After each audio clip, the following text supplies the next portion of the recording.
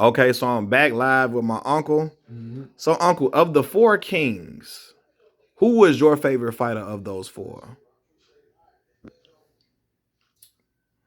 We mean in this era? Oh no, Marvelous Marvin Hagler, Mm-hmm. Sugar Ray Leonard, Roberto Duran, and who? Tommy Hearns.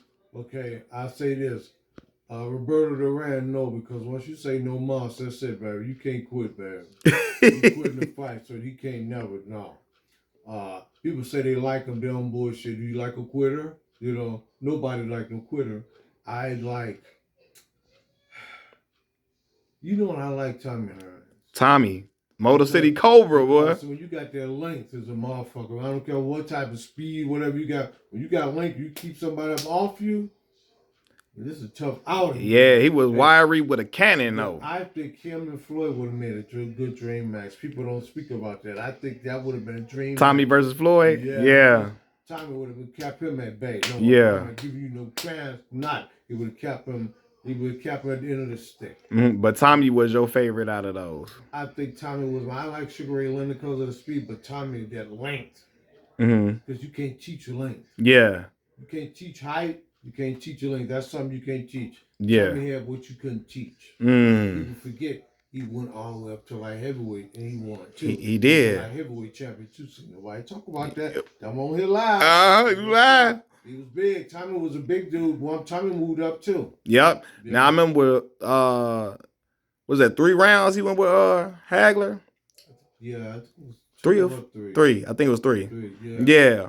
Did you see well, did you went that we went back and watched that fight? Hagler was rough, man. Hagler was rough, and I just think his grit. One thing about him is grit just increased to where I'm taking him. Yeah, he was a gritty dude. So he was just very so durable. You can't teach that, man. That's got to be here.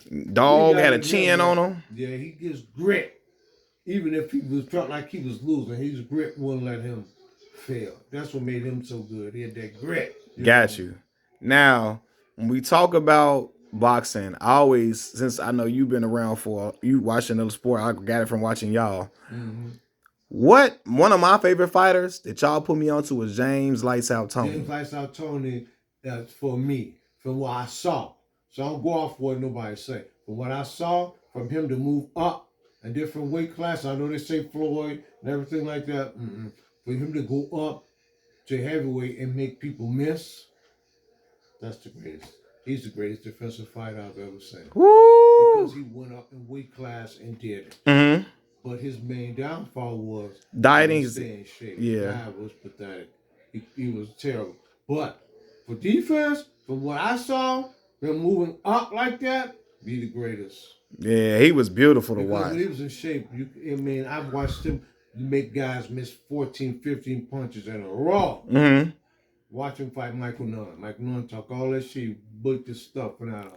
I'm telling you, man. Hey, James Lights Out Toney is the best defensive fighter I ever saw. What about Purnell? Sweet Pea Purnell Whitaker. As he got older, when he fight De La Hoya and stuff like that, and certain stuff he used to do, moving and stuff, he couldn't do it no more. Yeah. You can see, no, that ain't him. Do you think he won against De La Hoya? No, I don't think he won.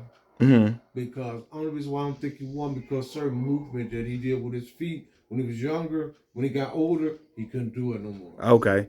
You know he beat Chavez though. Yeah, he beat Chavez. Yeah, for sure. Yeah, he beat Chavez because he outworked him. Mm-hmm. He outworked him. So that's how he beat him. Okay. But when you got the judges in your pocket, how you gonna win? Can't win. Yeah, you can't.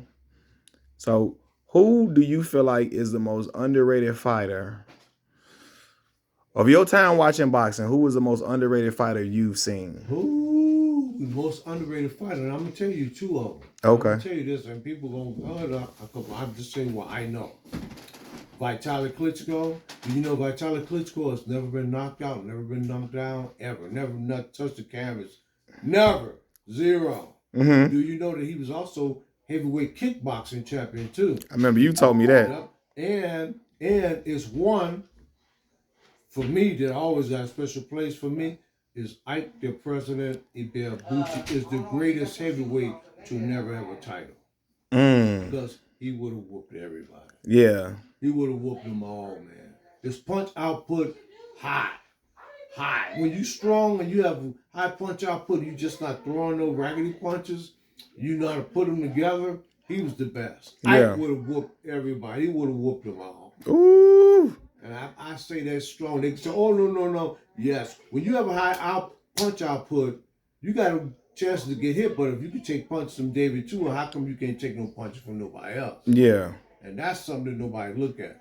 Because him and David Tua broke punch output record, CompuBox record. Did you know that? Mm-mm. They used to own the CompuBox record for most punches thrown and most punches landed. Ike the president Ibeabuchi against David Tua, they held that record for How many years. punches they was on that round? Man, I mean, they total like about 1,700 punches combined. That's crazy. Yeah, heavyweight. Yeah, heavy, They big owned dudes. CompuBox record. They owned that record for several years. Yep. So let me ask you this: what do you feel? How do you feel about the career of Roy Jones Jr.? You know, I think it might have went too long, but by him being his own promoter, he wanted that money. Yeah. But because he wasn't gonna get it, he wasn't Roy been trying to get Roy robbed or nothing like that. But I think till I'm trying to think of his poor name. But when he got knocked out, that was it. He should have said, "I'm done." Yeah. That was it. You saw him lose. Did you see him losing against Tarver? Did you think he would lose against Antonio Tarver? I did because he was heavyweight. Okay. I did because he was heavyweight champion, and he had to lose all that weight. Go back down and wait. Yeah. Be a downfall. What's up, baby? What? You think that ruined you when you go up? Okay, I'm coming, Grandma. I think that ruined him. Okay. I think they got him. Got you. But see, Roy loved belts. See, he wasn't like Floyd. He wanted all the titles. He wanted everything. He wanted everybody to check out all these belts. Yeah. That's what made Roy so special. Uncle Corey said Roy was dynamic, but he saw faults in Roy's game that he got away with because he was so athletic. His athleticism Allowed him to just, beat everybody. He was so good. Now, when he fought James Toney, He was just too dynamic for James at that time. But as James got older, James could see punches coming. He knew how to look at a guy and do it. But when he fought him then, he didn't have that level. As he got older, he got that level. And when he fought him again and he had all that, he would have lost. He wouldn't have beat James. I got you. He got James when he didn't have that level. He said, I got him. He wouldn't have had him. He wouldn't have had him. He fought him again. If he'd have fought him in 5 years again, he would have beat Roy. Because he would have figured him out. Because his defense just got greater. Got you. I'm going to end this on this note. Chicagoan, right? Montel Griffin. Montel Griffin. Southtown favorite. I ain't going to say nothing about him, but I will tell you this. I know I tell you a Chicago favorite that nobody talk about. Who? He's from my alma mater. Who? Danell Doc Nicholson. Used to look like a combination of Larry Holmes and Muhammad Ali. I never forget this. Before you leave, I never forget this. They were talking about Danell Nicholson fighting John Quietman Ruiz, and I was in McCook, Illinois. I went to a gun shop there, and they was talking about seeing a fight in a bar. I said, okay, I'll go in there. This white guy said, oh, this ain't nothing. John Ruiz is going to whoop him quick. I said, no, he not. I said, because he reminded me of Larry Holmes and Muhammad Ali. He always on his feet. I'm coming. He whooped John Quietman Ruiz and became the USBA heavyweight champion. And I never forget that because I won $200 on that fight. You won $200 on that fight? I picked Danell Doc Nicholson to win. I said he going to win because he ain't going to be there. He going to be on his feet. Because John Ruiz used to fight fighters who flat. When you flat-footed, you got a shot. But Danell was like on his feet. Danell Doc Nicholson is the hidden gem for Chicago. Hidden gem for Chicago. Danell Doc Nicholson is the hidden gem for Chicago. It's being the great fighter from here, Danell Doc Nicholson. He went to Dunbar High School? Yes, he was awesome.